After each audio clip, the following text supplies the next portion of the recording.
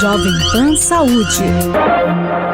Olá, bem-vindo, bem-vinda a mais uma edição do Jovem Pan Saúde. Eu sou Lívia Zanolini e te agradeço mais uma vez a companhia, a audiência.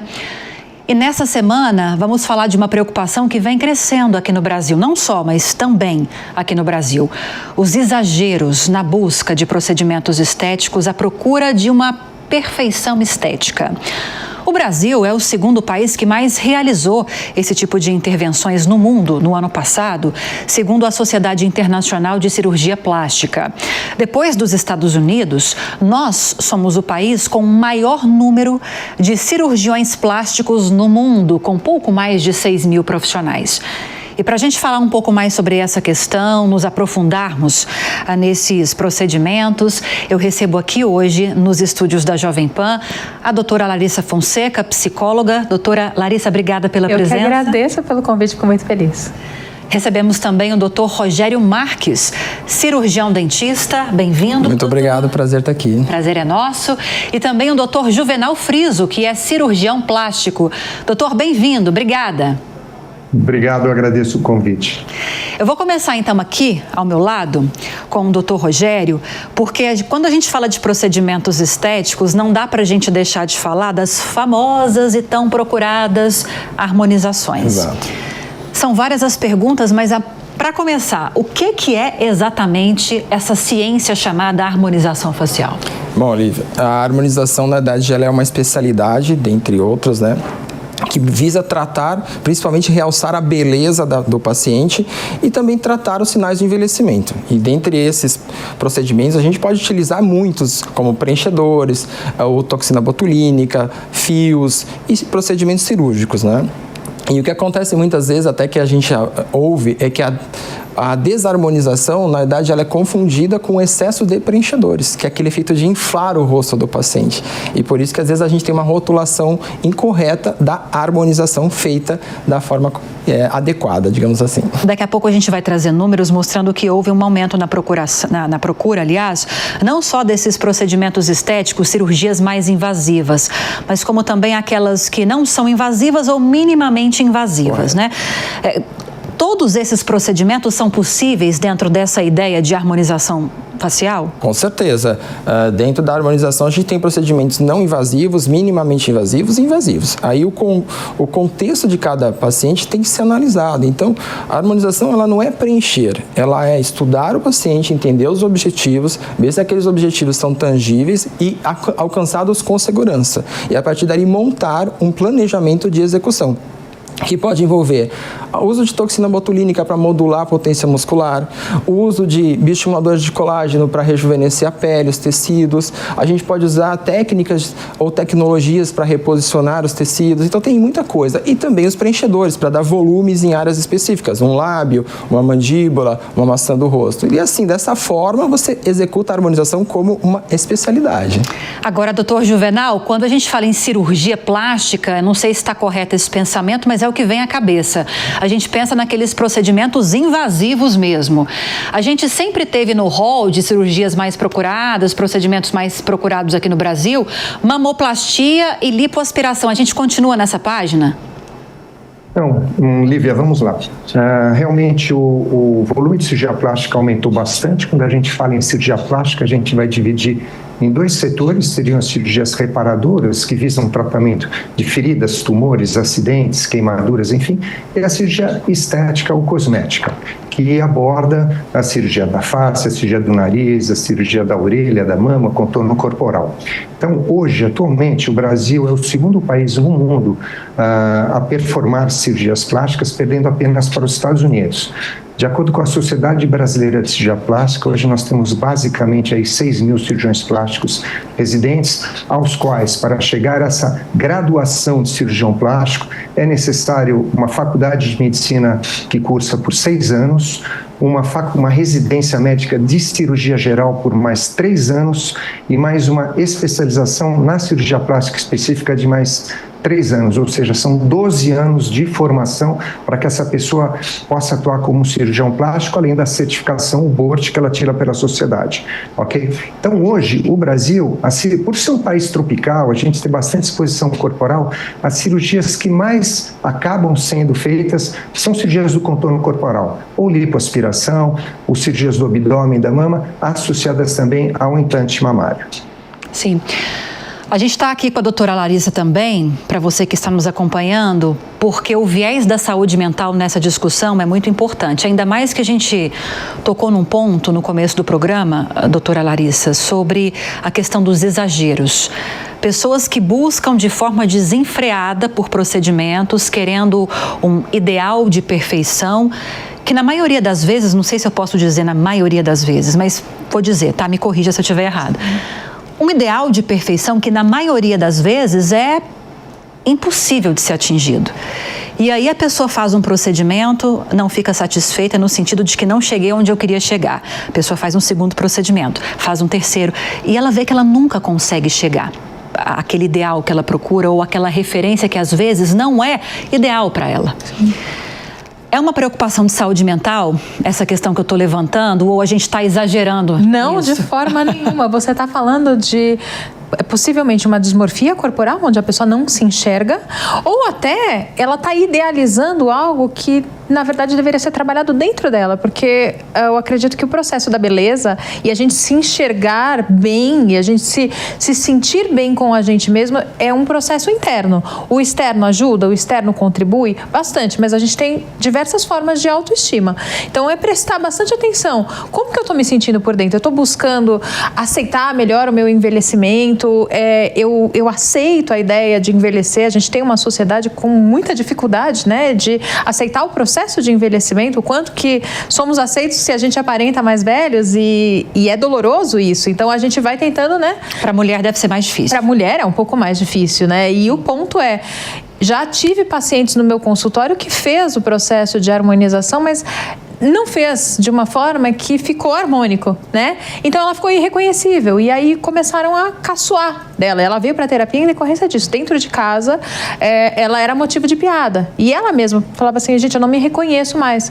E eu tô com medo de tirar e voltar a ser quem eu era e me odiar mais ainda. Então, é um processo, né, de reconhecimento, de olhar para a autoestima e falar assim, porque às vezes tem dias que a gente acorda, eu não me sinto bem no dia de hoje. Sim. E faz parte. Agora, a partir do momento que eu não me sinto bem com a minha aparência vários dias, existe algo que eu possa fazer? Então, acho que é um processo que a gente consegue trabalhar em terapia em conjunto com os procedimentos médicos e estéticos, se necessário. Sim. Estou com dados aqui antes de passar para o Dr. Rogério. Entre 2016 e 2020, o uso de procedimentos injetáveis, e aqui a gente está falando só desses procedimentos injetáveis, não invasivamente cirúrgicos, digamos assim. Eu acho que precisa deixar bem claro, né, o fato de ser invasivo ou não. Cresceu, esse número cresceu mais de 24%, sendo 600 mil desses só em 2020.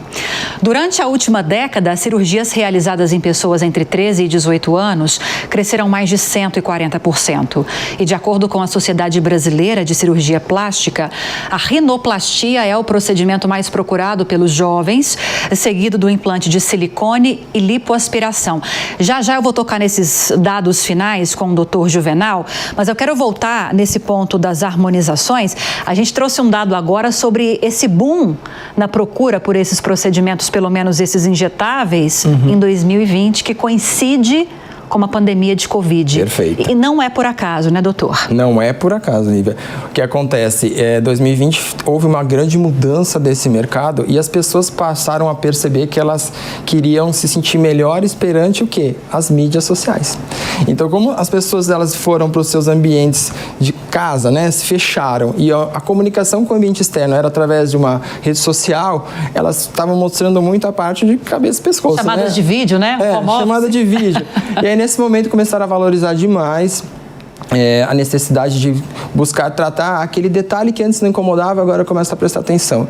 Então, teve uma procura muito grande de procedimentos. E eu vou dizer que nessa época também acho que houve muito da perda das características do que realmente a gente queria como estética. E começou a se trabalhar muito em resultados imediatistas, através de excessos de preenchedores, que geralmente causam um risco maior de consequências, né, de intercorrências. E muitas pessoas que geram a opinião, que são os influenciadores, os famosos, também entraram nessa onda. Isso puxou, né? Isso puxou a corda e acabaram os profissionais também entrando. Então, acho que tem culpa de todos. Tem culpa da mídia, tem culpa do paciente, tem culpa do profissional. Mas ainda bem que hoje a gente teve uma mudança nesse mercado e realmente as pessoas estão enxergando que hoje o mais belo é o mais natural. Sim. Esse excesso de exposição, doutora Larissa, sobre o qual o doutor Rogério falou agora, é muito importante a gente fazer uma conexão com essa busca pela perfeição. Porque as pessoas nas redes sociais, elas se espelham muito umas nas outras e elas talvez buscam como um ideal de perfeição uma pessoa X que às vezes não tem nada a ver com o biotipo dela. E depois eu quero ouvir o senhor mais sobre isso. Dá para a gente seguir nessa linha? Muitas vezes essa superexposição que tem levado a essa procura pela perfeição, que não era tão latente assim anos, décadas atrás, né? Sim. E a questão, né, relacionada à rede social, você falou das calls, inclusive, né, porque a gente fica o tempo inteiro se olhando, né, naquela câmera e como está a nossa aparência. A gente nossa aparência bem naquelas câmeras. Né? Não dá para vazar nisso. Exatamente. E aí o uso excessivo de filtros em que a gente, né, através da rede social, coloca um filtro para tentar se sentir melhor e a gente fica rejuvenescido, até vai acabar os filtros no final do ano. Até em decorrência disso, né? É uma... Saúde mental, em nome da saúde mental. E aí a gente se espelha na vida de uma pessoa que muitas vezes vive para aquilo. Então, ela consegue se dedicar o dia inteiro para uma academia, ela consegue se dedicar só para alimentação saudável, ela consegue, né, ter toda uma dedicação estética, né, voltada para a imagem, porque ela trabalha com a imagem. Só que aí, eu gostaria de ter esta aparência, só que eu consigo me dedicar à atividade física na quantidade e o ser humano inevitavelmente vai buscar o prazer e fugir da dor de uma forma recorrente. Então, quanto mais imediato eu conseguir esse objetivo, é fundamental. Então, é isso que traz esse adoecimento e começa a trazer uma obsessão pela aparência, por como eu me sinto, que aí eu me sinto melhor comigo mesmo sem eu ter que olhar para dentro de mim. Sim. Doutor Juvenal, eu citei agora há pouco a questão da rinoplastia ser muito procurada ainda pelos jovens e até reforçando uma informação que nós trouxemos agora há pouco, mamoplastia e também a lipoaspiração nesse rol de cirurgias plásticas estéticas, né, que é o foco aqui do programa. Tem alguma recomendação, idade mínima, quem deve, quem não deve fazer? É algo extremamente individual, não dá para a gente criar uma regra aqui, tal pessoa com essas características deve fazer, a outra não deve? Eu acho importante abordar 3 temas que foram ditos, que um é o dismorfismo corporal, que é essa busca, às vezes, frenética por um resultado ideal. Segunda coisa, o que foi abordada pela Larissa, que é extremamente importante, que é o biotipo da pessoa. Você mesmo, Lívia, falou isso. A gente está lidando com genética, a gente está lidando com tipo de pele, com idade, com fatores de envelhecimento, seja cigarro, álcool, estresse.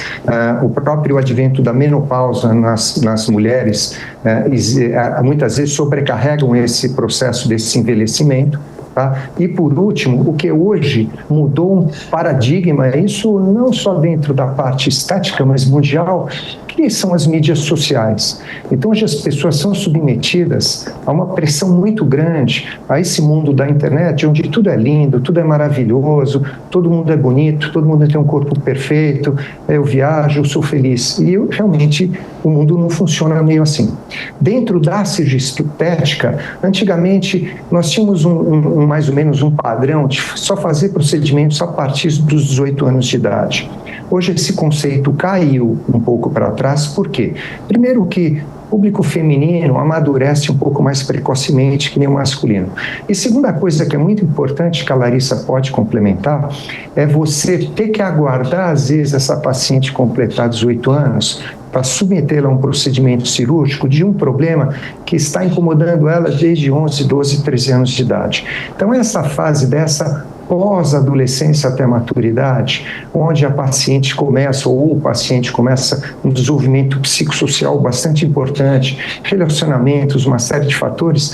Às vezes uma paciente com uma mama pequena, ela vai ter um problema sério de se socializar, de ir para uma praia, de usar um vestido, ou mesmo de uma orelha proeminente, ou de um contorno corporal, ou de uma mama grande. Então hoje, através de uma boa anamnese, um bom exame clínico, conversando com essa paciente, muitas vezes nós estamos já fazendo cirurgia abaixo dos 18 anos, a partir de 14, 15, 16 anos de idade, para propiciar essa pessoa uma satisfação pessoal e evitar esses problemas psicossociais que possam acarretar até ela ter que aguardar uma idade mais tardia. Então, opera-se hoje aí, a partir de 14, 15 anos de idade, com uma boa anamnese, um bom exame clínico e uma boa avaliação do perfil psicológico desse paciente e o que ele busca.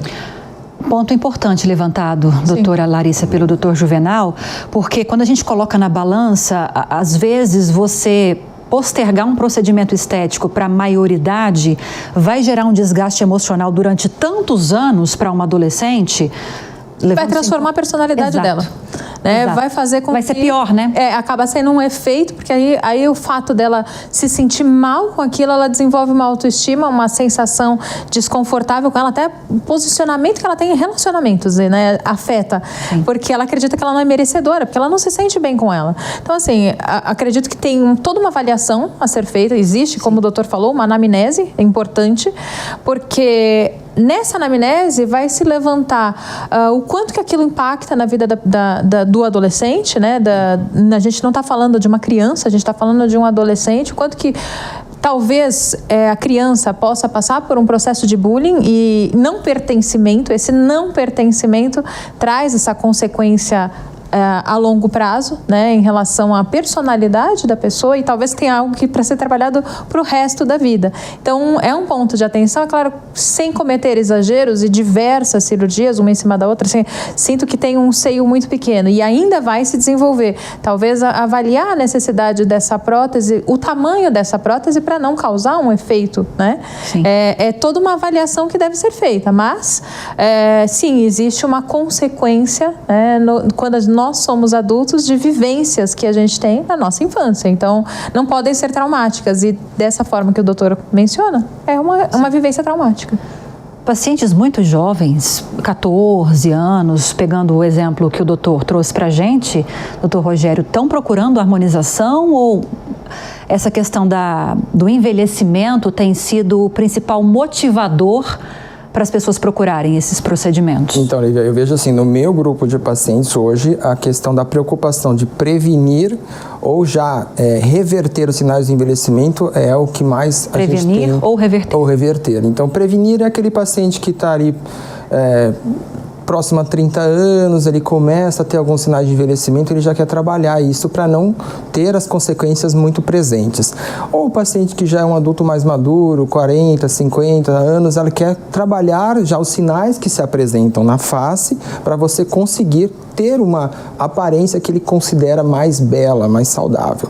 Lógico, isso aí tem que ser trabalhado muito individualmente para a gente também não cometer exageros. Acho que eles abordaram um ponto muito importante, que é trabalhar um paciente, por exemplo, que tem uma mama pequena e quer fazer um tratamento para que esteja num padrão mais social. A mesma coisa quando a gente trabalha numa face. Eu atendo um grupo pequeno de pacientes menores de idade, mas eu só vou fazer um procedimento se aquilo estiver fora do padrão. Não é um paciente que chega com 14 anos, olha, eu estou com uma ruga na testa, vamos fazer toxina botulínica. Não faz o menor sentido. Eu nunca ouvi falar. Exato. Mas eu te falo que tem pacientes jovens procurando o uso de toxina botulínica que não havia necessidade de ser indicado. Tem uma idade que é indicada para se iniciar essa prevenção por meio desses procedimentos? Olha, a gente busca entender a cronologia do envelhecimento. Então, a gente envelhece a partir do dia que a gente nasce. Sim, mas a gente começa a apresentar o envelhecimento a partir dos 24, alguns sinais muito leves que não devem ser trabalhados psicologicamente no paciente para não gerar uma necessidade precoce de tratamento. A preocupação envelhece mais. Exatamente, né? Estresse envelhece, nossa vida hoje envelhece, né? O sol envelhece, mas assim, de qualquer forma, a gente trabalha muito mais paciente acima de 30 anos na questão do envelhecimento. E os padrões da beleza, eles podem ser trabalhados em todas as idades, desde que, lógico, a gente consiga ter determinado um planejamento que atinja objetivos tangíveis. reais, né? E que não sejam procedimentos que coloquem também esse paciente em risco por excessos, que é outro ponto importante. Excessos de preenchedores. Colocar quantidades gigantescas de produtos na fase de um paciente, você só aumenta o risco, além de ter um resultado muitas vezes inestésico. Ou seja, ela vai agredir muita gente socialmente falando, né? O paciente até naquele momento, ele acha que ele teve um bom resultado. Sai feliz do ambiente da cadeira, ali, do atendimento, mas quando começa a receber as críticas ao redor... As brincadeirinhas, entre aspas, falou, exatamente. Né? Começa a sofrer bullying social. Aí ela fica com medo agora, eu vou para frente ou volto para trás? Fico onde estou? Como é que eu me sinto? Tem muito paciente recuando, né? Hoje sim. Fazendo a reversão da chamada desarmonização, que são os excessos. Exatamente. A gente tem aí já um movimento que vem de alguns anos, ele se intensificou ultimamente, e eu acho isso um ponto extremamente positivo, né? Pessoas que vinham fazendo muitos procedimentos, principalmente os injetáveis, para volumização, à base de ácido hialurônico, e a gente tem dentro dessa técnica de procedimento a possibilidade de remover de uma forma bem acelerada esse volumizador que é o ácido hialurônico. Aí nesse caso a gente usa uma enzima chamada hialuronidase. Ela não pode ser usada de forma inadvertidamente porque ela é uma enzima que tem efeitos relativamente importantes, principalmente para pacientes alérgicos. Por exemplo, a picada de abelha. A pessoa que tem alergia à picada de abelha, se aplica uma hialuronidase, você pode ter um choque anafilático. Então, assim, é uma enzima que tem que ser aplicada com cuidado, né? Mas ela é um excelente recurso. No caso de uma intercorrência, no caso de uma reversão, a gente sempre tem que ter esse material. E é ela que possibilita essas reversões de volumização por excesso de preenchedor. Mas você não tem como reverter um bioestimulador. Você não tem como reverter uma lipoaspiração, né? Uma autoplastia, uma rinoplastia. Isso não tem muitas reversões. Quando fala reversão, a gente fala muito na linha dos preenchedores. Os excessos de preenchedores, que é o que a gente tem visto muito em apresentadores, dançarinos, famosos, aí, cantores, fazendo ultimamente bastante essa reversão. Doutor Juvenal, quero tocar desse ponto com o senhor. Doutor Rogério falou sobre a impossibilidade, em muitos casos, da reversão, como é possível na área de atuação dele. Muitos pacientes chegam a procurar o senhor para fazer, talvez, não uma reversão. Ninguém quer voltar àquele padrão que considera ruim para ele, é uma questão pessoal. Mas não fiquei satisfeito com essa entrevista. Sou jornalista, estou só com entrevista na cabeça. Não fiquei satisfeito com esse procedimento, quero fazer outro nesse mesmo lugar para ver se eu fico satisfeito. E aí a pessoa entra numa espiral de insatisfação perene e ela nunca para de fazer procedimentos. Isso acontece e até com certa frequência? Sim, isso está acontecendo com bastante frequência, porque, como foi abordado, esses procedimentos, eles não param o processo de envelhecimento. O nosso relógio cronológico, ele é contínuo a partir do momento que nós nascemos. O que a gente tenta oferecer para os pacientes é um atraso desse relógio biológico. E, como eu já disse anteriormente, vários fatores são importantes: pele, genética, biotipo, qualidade de vida, enfim. Dentro dos preenchedores, nós temos 3 tipos de preenchedores, que são os biológicos, tá? Que dentre eles o mais usado é o ácido hialurônico, que nem foi abordado. Nós temos os sintéticos, que são mais definitivos, permanecem mais tempo, que é o ácido polilático, a hidroxiapatita, e hoje tem o PMMA, que é bastante usado, mas ele é totalmente contraindicado pela Sociedade Brasileira de Cirurgia Plástica por trazer inúmeras intercorrências de difícil solução. E os autólogos, que são da pessoa para pessoa, o qual o mais comumente usado é a gordura corporal passada em filtros e tal. Então, o que ocorre hoje? O paciente hoje, fugindo do que era antigamente, ele procura um profissional pela mídia social. Infelizmente, não se procura mais hoje um profissional pela qualificação dele, pela graduação dele e quem ele é. Então, hoje nós temos profissionais inúmeros fora da área de saúde fazendo procedimentos. Por quê? Porque a indústria lança isso no mercado, a indústria quer vender esses produtos, faz muito dinheiro com isso, e esses profissionais, um curso de um final de semana aí de 48 horas, 24 horas, ele particularmente, eu acho que ele está habilitado a fazer esse tipo de procedimento. Então, cada vez mais entram nos nossos consultórios intercorrências graves, severas, às vezes passíveis de reversão, às vezes de reversão muito difícil. Então, você abordou o tema de nariz. É muito comum hoje o termo chamado rinomodelação, que é feito através de preenchedores, na maioria das vezes ácido hialurônico, na tentativa de dar um balanço, um equilíbrio melhor entre dorso, ponta nasal e largura nasal. Na realidade, na cirurgia plástica, o que a gente tem hoje? É o que a gente chama de rinoplastia estruturada. Quando você vai operar o nariz, você está trabalhando com pele, com cartilagem, com estrutura óssea, e você acaba estruturando esse nariz. Esses preenchedores são géis, são substâncias geopassíveis que elas absorvem a água dando um volume. Então elas fazem o que? Uma volumetria. Então não muitas vezes é comum, a paciente ela vai injetando no nariz, daqui a pouco ela está com o nariz absolutamente borrachento, grande, parece uma borracha mole, sem sustentação nenhuma. Então na nossa abordagem cirúrgica, a gente tem que fazer a remoção de todo esse material, muitas vezes tecnicamente difícil, porque abordam áreas delicadas, e estruturar esse nariz com uso de cartilagens do septo, cartilagens costais, de modo que essa pessoa venha a ter um resultado definitivo. Então, a qualificação do profissional é extremamente importante, que nem foi abordado pelo colega. Hoje você pega uma paciente, qual é o fator de envelhecimento? Cutâneo, absorção de gorduras faciais, absorções ósseas. Então a pessoa vai enchendo, insuflando a cara do paciente, e um paciente que tinha um rosto triangular acaba ficando com cara de lua cheia, que nem a gente vê nas mídias sociais. Então, as pessoas têm que ter muito cuidado dentro da expectativa delas de resultado e o que o profissional está oferecendo para elas. Importantíssimos esses pontos, né? 2 que eu quero tocar com você agora, doutor Rogério. Essa questão dos exageros e depois das reversões, a gente já começou a falar sobre isso. E PMMA, que onda é essa? O que é exatamente essa substância? E quais são os riscos que ela oferece? O PMMA, que é o polimetilmetacrilato, ele basicamente é um polímero, um acrílico. Ele não é um material recente, é um material que já vem desde a década de 90 sendo utilizado. Lógico que hoje a gente tem um material de 4ª geração, mas ele é um material que realmente tem uma recomendação muito grande, principalmente até como o doutor colocou, pela própria Sociedade Brasileira de Cirurgia Plástica, de não utilizar, pelos riscos que ele corre. E, basicamente, ele é um polímero que, quando colocado dentro do tecido na forma de microgrânulos, ele fica inerte e ao redor dele se cria uma cápsula de um tecido que vai como se formar uma proteção daquele material, que a gente chama que é um tecido de granulação. E ele fica permanentemente naquela região, ele não vai ser absorvido pelo corpo. O problema é que esse material, ele com o tempo, gerar processo infeccioso, ele pode gerar uma reação de corpo estranho, ele pode, dependendo da quantidade, gerar uma falência renal, né? Então, assim, quando se usa em grande quantidade, por exemplo, numa prótese de glúteo, uma região glútea, né? Numa prótese, uma região glútea, tem ainda hoje colegas colocando, e isso é do dia a dia de alguns médicos, inclusive, né? Não muito da área de odontologia, nem da área de biomedicina, mas na área da medicina, colocar em glúteo.